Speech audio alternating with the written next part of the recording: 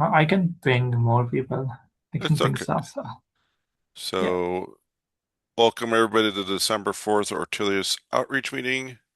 I'm sorry, architecture meeting. So it's just today so far, it's just Arvin and I, and we started our discussion around the new UI and how we can implement like paging or infinite scroll, and also checking out the mobile because the everything's built on React with Next.js. It should theoretically work on mobile and on tablet, but we gotta test it out. I think, Arvin, you said you found a couple little kinks in the way it looks on mobile.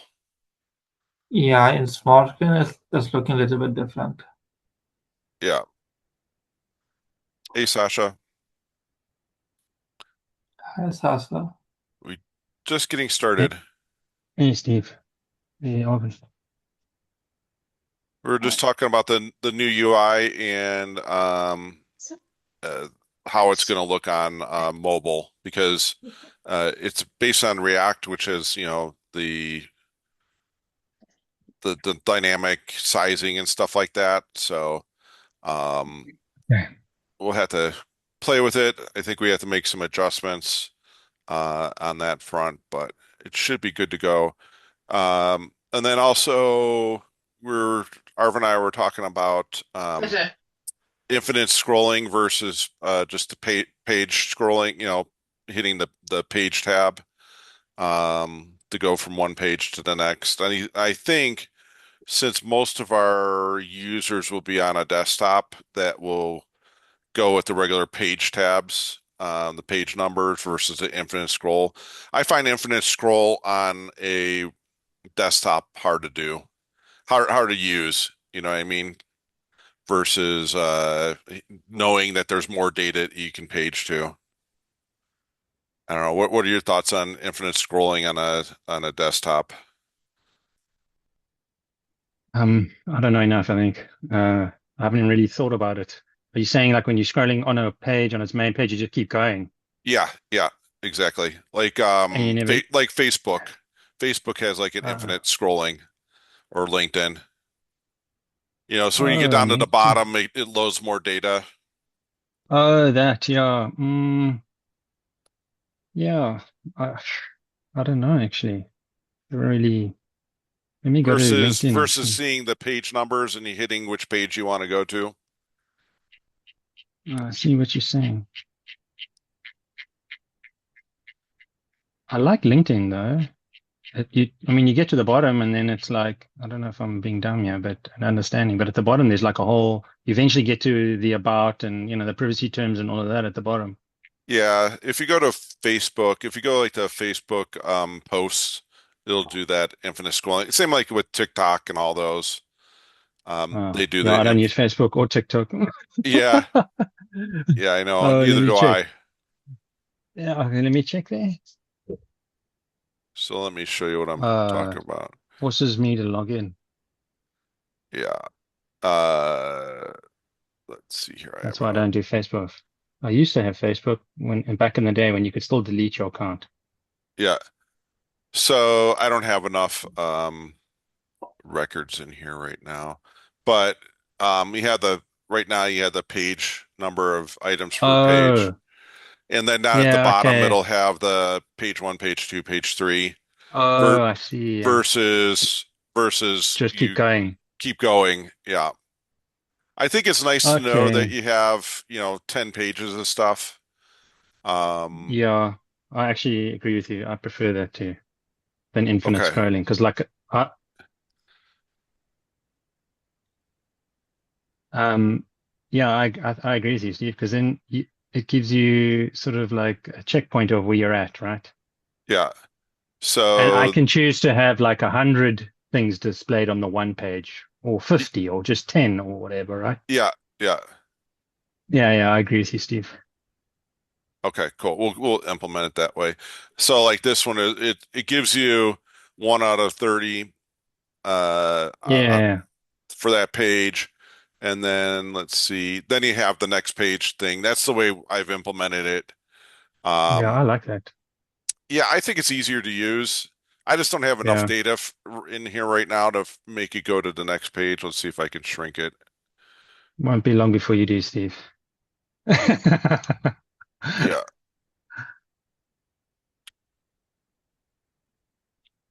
Yeah, I've been playing around with one of the things I did realize in the approach I'm kind of taking. Like right now, I realize I missed the namespace for these images. So this really should be Ortelius slash backend, and this would just be Arango because of coming from the Docker Hub world. So I'm in the process of adding on the namespace as part of that. I did figure out the versioning. I did a lot of work this week on the versioning aspect of what's happening. Um, One of the things that I ended up doing was, if we look at the actual data model, let me see if I can pull it up. Oops. So when you say namespace, do you mean registry, like container Like, registry, or Kubernetes namespace, or what no, it'd context is be namespace? in the image, in a Docker. So let's see. I think I have a, So like it's like the GitHub organization name. yeah. So like in this, copy this so you guys can see it. Oh, it's the microservice. So, so this is the registry. Yeah. This is this is called either the org or the namespace. Um, Okay. The org and the namespace. Okay, cool. Yeah, I that think makes sense. I may use org and then instead of namespace because that's the way like GitHub and GitLab are. I like org because Yeah, namespace confuses me with Kubernetes. Yeah, and yeah, I'm like, yeah, what is name organization I get, right? It's like Ortelius is the organization or yeah. GitHub. Yeah, it makes sense. Okay, Yeah, it makes sense. I'll Yeah. change it over to org. That's easy. I'm not that far along. And then this is the image name, and then this is the image tag. So that's how it kind of breaks out. So it would So be what would it be? Ortelius dash SCC dash vulnerability. yeah, so that will be so it'll Oh, that's be cool. So that Ortelius gives you very slash. clear. Yeah, it's very clear where it's coming from, right? Yeah, and I what I've realized is that we need to make it very similar to, even though very similar to like GitHub, GitLab, how they do their org and then their repo name, and then they can have subfolders and stuff like that. I follow that methodology versus creating our own methodology just to make it so similar for the developers that they don't have to think at all about where these things lie and how they're organized. Yeah, it's a good idea. And I'm just thinking out loud. Yeah, I don't know if this makes any sense, but if you're using org, then you could have two Rango DBs. Maybe for some or other reason, you might have a Ortelius test, or Ortelius Rango DB dash test, and then Ortelius Rango DB. Maybe you wanted to test something, right? Yep. But then at least you're still scanning it, and at least you know that it's where it's coming from, right? Yeah, yeah. And let's say like Bitnami has their own Orango DB. So Mm. this one would be the default would be the Docker Hub one, which would just be Orango DB. And then if we're using the Bitnami Orango DB, it'd be Bitnami slash Orango DB, giving that extra org in there. Yeah, Um, it's great, man. I don't know. I it, like that. I yeah, mean, I'm not an that's expert in this stuff, but it makes logical sense to me. If I looked at it straight away, I'll know exactly what's going on there, where it's coming from. Yeah. yep. And then other things I did was I did some work on Oh, the that looks nice. fixes. So the version number, I've been deep into semantic versioning and parsing these things, Jeez, that and stuff getting all gets the, crazy. Yeah. yeah. So I Yeah. actually ended up having to implement a a new indexing, because the indexing for something like this was when you're doing string comparisons and Narango was very slow. Um, Uh, and we're bringing back in my test data, I brought back like 10,000 rows when it should Jeez. only have been like 100. So I had Yeah. to work on the versioning, splitting out the version numbers and getting that sorted out so the number of rows we could filter on in the database side quicker than in the Golang program. There's Can you some use, are you using NPM as the package manager? Sorry to interrupt you. Sorry. uh in this happens to Uh, be Are you using um Golang to generate to do the semantic versioning, or are you yes, using something Golang. else? Yep, it's in Okay. Golang. Okay. There's a They obviously have like a package that can do that automated for you, right? yeah, exactly. Yeah. Okay, cool. Because I Um was thinking of NPM has also got a great. I wasn't sure how you were generating the semantic versioning, because I know NPM has a great package for that too. yeah. And let's see, where is it? Yeah, it makes sense that Golang's also got a great package for that, like a package you can just use and it does it all for you. Yeah. Uh this one doesn't do it. Let me see. There's another one.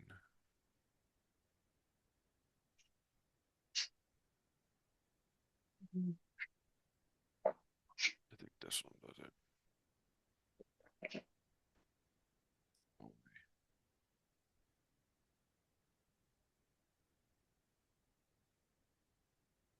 Yeah, I don't remember which package it was.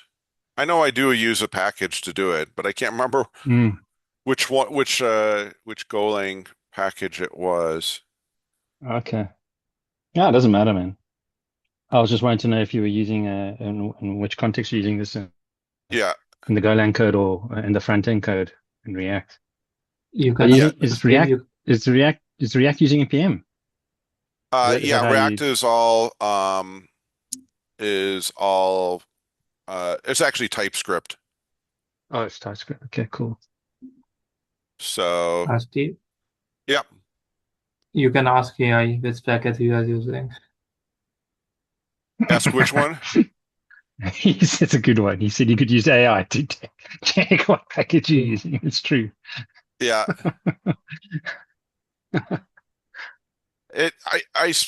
I moved some of the logic around, so that's why I can't remember exactly where Ah, uh no worries. it's coming from. But yeah, so the front end code is using Next.js, which is a in React. Like Next.js is built on top of React. And then the GraphQL, like you said, Sasha, to do all Oh, the database queries. Um, cool.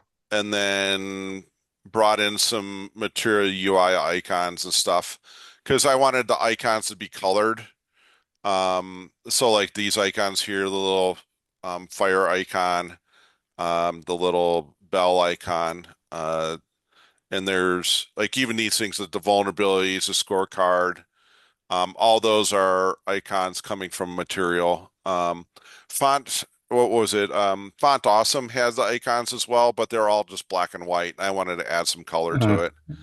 nice, Steve. You're getting designer on your, yeah, cool. Adding some flavor Yeah, there. yes, Steve, this SHA is like way too long because it's looking good in my monitor, but in my laptop screen, it's collapsing. Okay, I'll have to play around with So, that once I get the a better more data in it and more laid out. I will take a look at it. Let me see. Was it developer tools? I thought you can.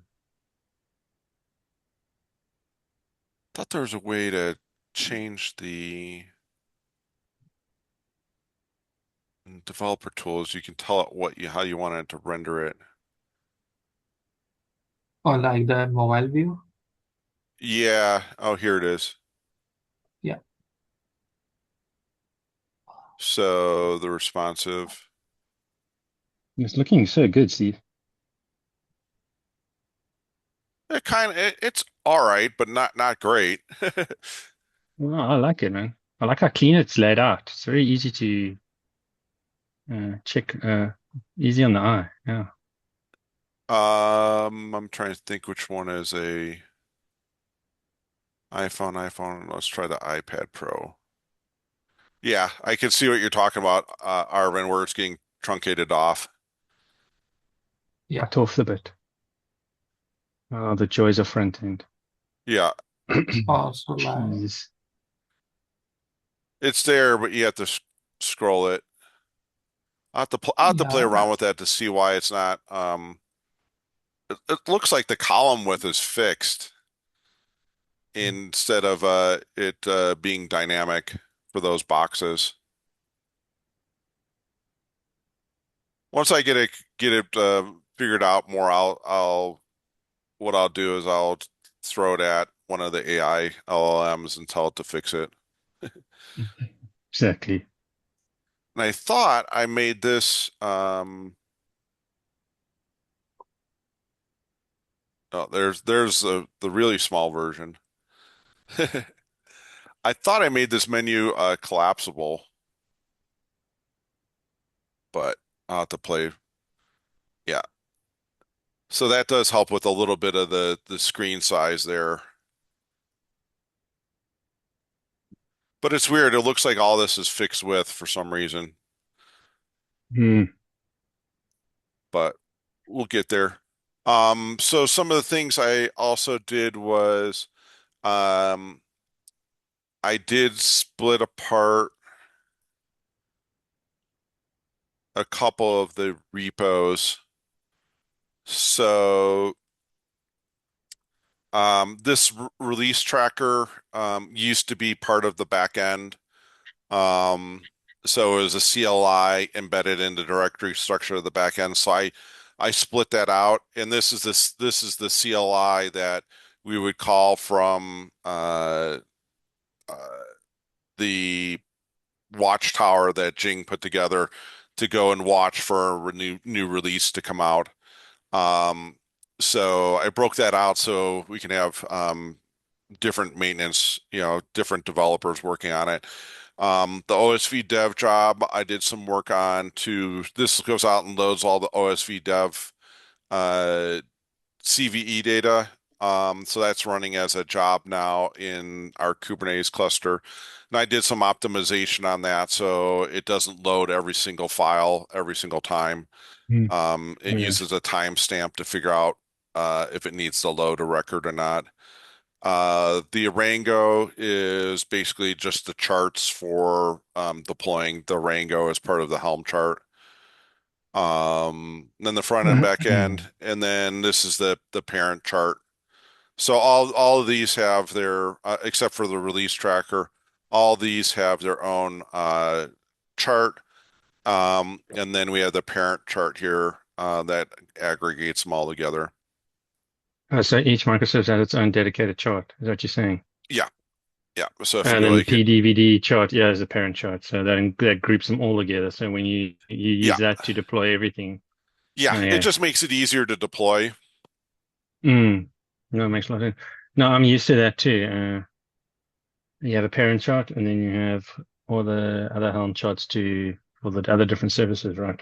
Yeah. So if we Yeah, it go makes to sense. if we look at pages,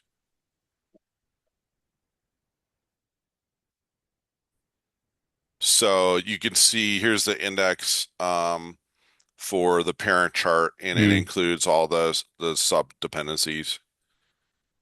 Mm. So it makes it really easy to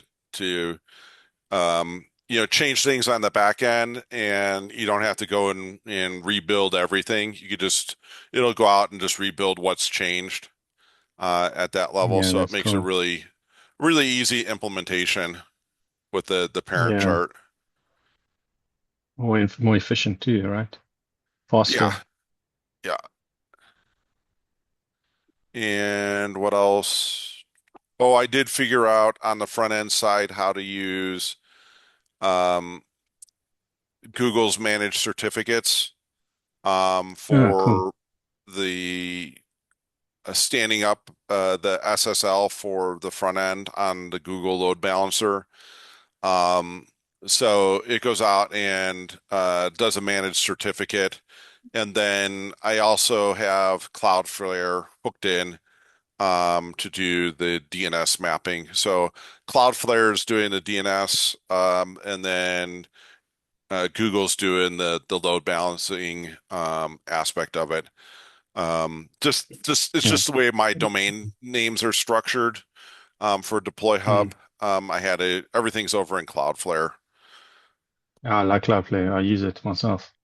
Yeah, Yeah. it's a good tool. I like It's great. Cloudflare as well. Yeah, yeah. So that's kind of where we're at. Things that need to be done.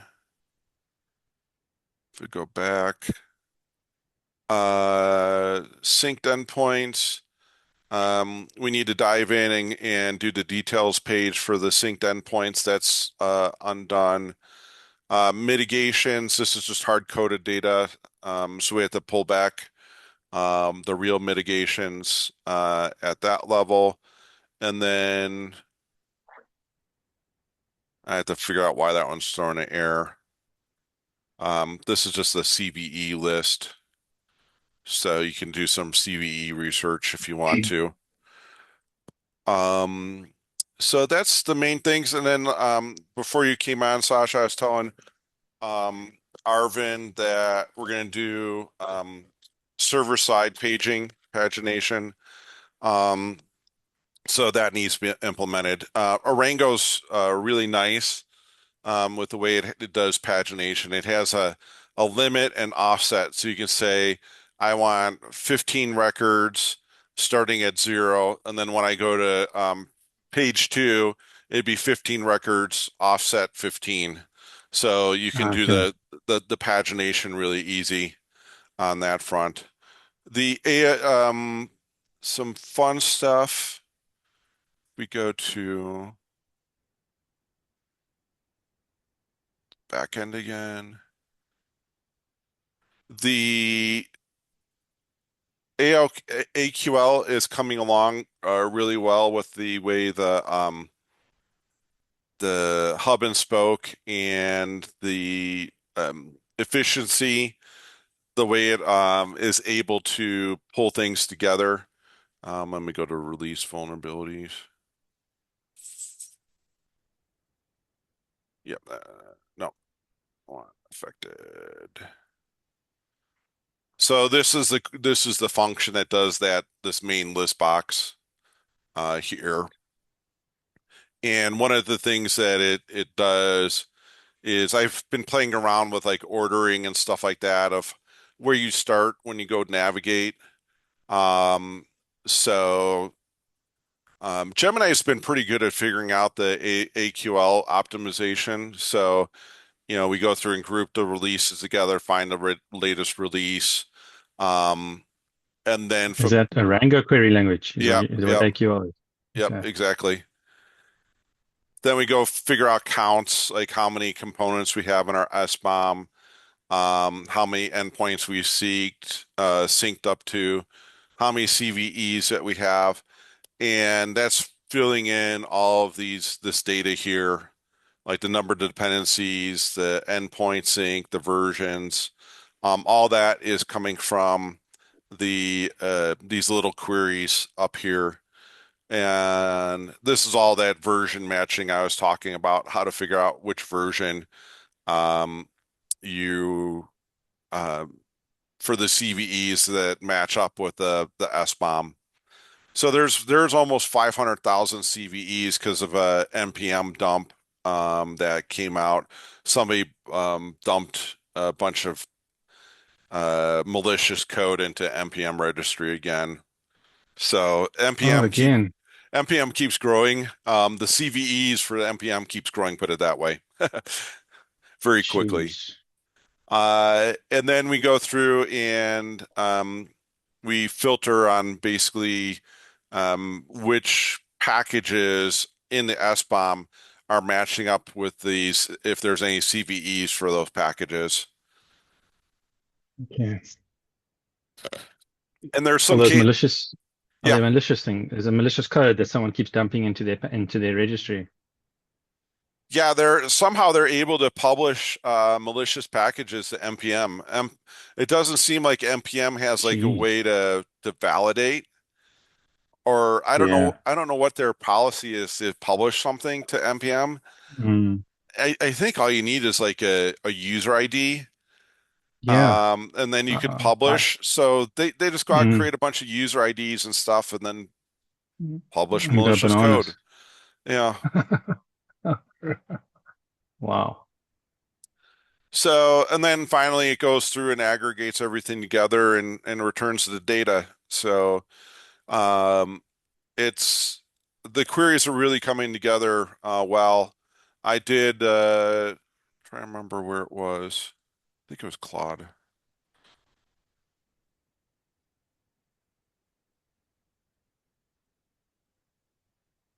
Let me look at one of my chats.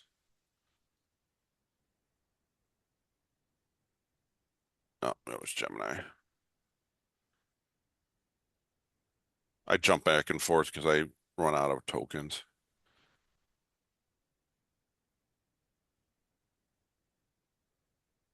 Yeah. So what I initially did was I loaded up my initial query, and then in the Arango UI, you can give it the explain. So it gives you all the stats, how it navigates things, how it's filtering on stuff. And so I took the query and the explain, and it goes through and looks at where the bottlenecks are, and it says I have a massive bottleneck.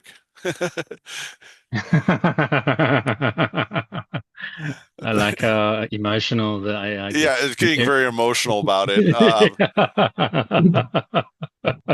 So it went and optimized the query for me. Um, and I took that optimized query, put it back into the Rango UI, and gave it some more explain data. And it goes, "Oh, we fixed it. It's now working. Key wins in your execution." So it actually helps because some of this stuff is really detailed when you look at the trying to decipher how the data is being navigated. It's like, all right, this is way over my head. I'll let Gemini figure it out. No, yeah, geez, some of that stuff gets radical there. Yeah, it says some things that I need to look at.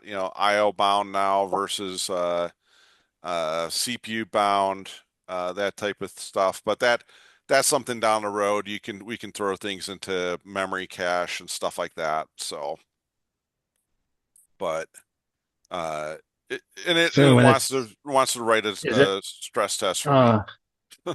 uh, my word. Is when it's IO or what is the other one? IO and CPU. Oh, Yep. is that when it's disk usage or CPU or in CPU memory or what? Yeah. CPU Yeah. cache, I mean. Yeah. Okay. Because what was happening was a lot of stuff Oh, so was you need a cache. You need something like an in-memory cache in front of that or something. yeah. Is that what it's kind of recommending, right? Okay, like a Redis or something. No, there's inside of Arango, it has a capability to do in-memory cache for itself. Oh, it has its own. Okay, so you don't need another piece of complexity added. You just use Oranga to do that. Oh, that's Right, great. right. So I think it's gonna be let's ask it which And also, like Next.js also provide for page caching, so you can cache certain component of the page. yeah,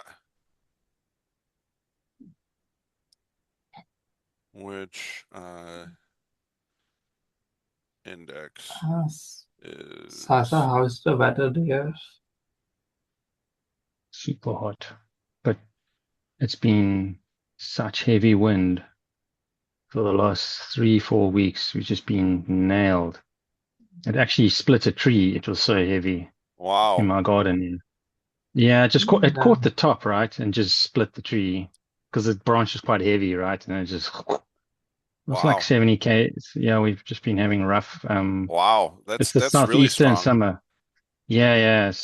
just having strong summer. It's normal for us to get southeast winds, but it's just been like super gale force for like days on end. It's not pleasant. You can't go to the beach. You'll just get panel beated.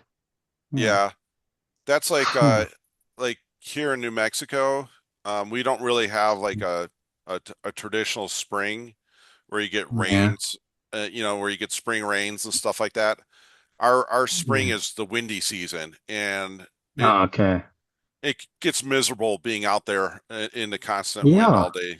It gets No, wears on you. it's yeah, no, it does. It makes you crazy. It's like you just get so tired of it. So I asked it which index was IO bound and can I move it? And let's see, the IO bound culprit, Okay. which is this guy, and CDE to it's doing a lookup of URL. 5,000 edges, Jeez, sounds like a lot. and we have caching equals false. This is your opportunity. Yep. Having cache is false. RocksDB to retrieve. So I see what it's talking about. It now has to fetch it from the database on disk instead of having it stored as like a Yeah, cached like you're data, talking right? like memcache type of thing. Yeah. And it's got nothing to do with indexing or creating a view of some sort. Rango Um, works differently. I don't know enough about Rango works a Rango, to little be bit honest. differently. It does have a bunch Okay. of indexes.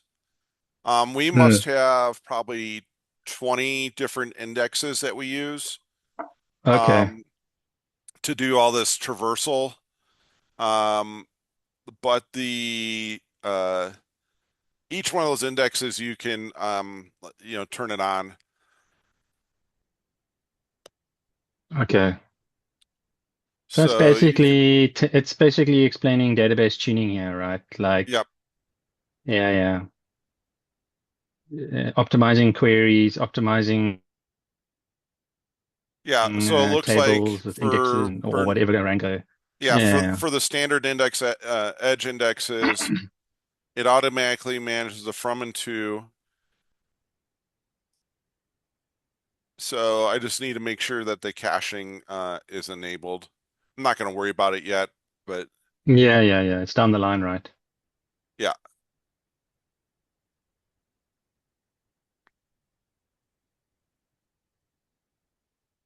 yeah, random IO read, which I don't think is going to happen. And then because it's running in a container, I can bump up the memory on it on that container. Oh, that's cool. So that's some of the neat stuff that I've been working through this week. Um, you know, building up, adding more pieces to it, figuring out really looking at some of the database loading. Because it's pretty fast now. I think the last time I ran it was like 300 milliseconds was the query, which is pretty quick. So Mm. before it was like 10 seconds. So I've definitely made some improvements. But that's kind of what's going on. Trying to think what else. I think that's the big stuff. Uh, what's this Doris, Sasha? I don't know. It's an Apache data warehousing tool, but I was just putting it there Oh, as something to. analytics. Okay. I don't know if that is something that we would ever use in the future. Oh, I it's an just OLAP. Yeah. So OLAP is an object-oriented mm, is basically a layer that sits in front of your database. So you yeah. can write your code in OLAP Mm, and you can then plug in Oracle or Postgres or MySQL and it'll handle all of the abstraction. So you write Uh, once and then you can plug and play your database basically, is what I remember from OLAP. okay. I don't know enough about it He, then. he also like ClickHouse also do something similar for analytics, Okay. but I haven't used it before. Yeah. Yeah, is the open source OLAP DBMS ClickHouse. I shared it in the chat.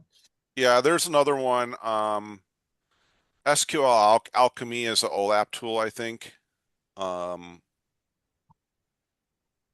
that you can utilize. It's a database toolkit. ClickHouse. Okay, yeah, ClickHouse. I've heard of ClickHouse. I don't know enough about this stuff. Oh, Yeah, for it's observability. So this is like real-time analytics, yeah. yeah. I'm trying to Streaming figure out data. if it's Oh, how this is they're I think what they're doing is they're allowing you to run analytics against your database. So, or mm, analytic database, not analytics it's against your almost like database. a So if you have a it's lot of like financial data in your yeah. database that you need to do a bunch of like averages and sums and things like that, Mm, that this is an analytical database for you to go and do that type of queries versus analytics of the database on how a database is performing. oh, If I that makes see, yeah. sense. Yeah, yeah. It's It's like all like the two telemetry different type. things. Right. Yeah, yeah, yeah. It's like almost like one is metrics and one is data, right? It Yeah, feels like. yeah. Yeah. Okay.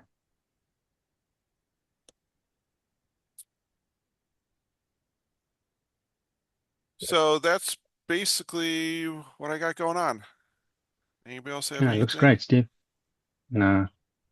Alrighty. Well, thanks for showing up today, guys. Sasha, stay Thank you, cool. Steve. Arvin, you stay warm. Yeah. Yeah, yeah. Don't get blown away, Sasha. No, geez. I know. Thankfully at the moment it's calmed down a bit. Yeah. Yeah, No, no, no windsurfing.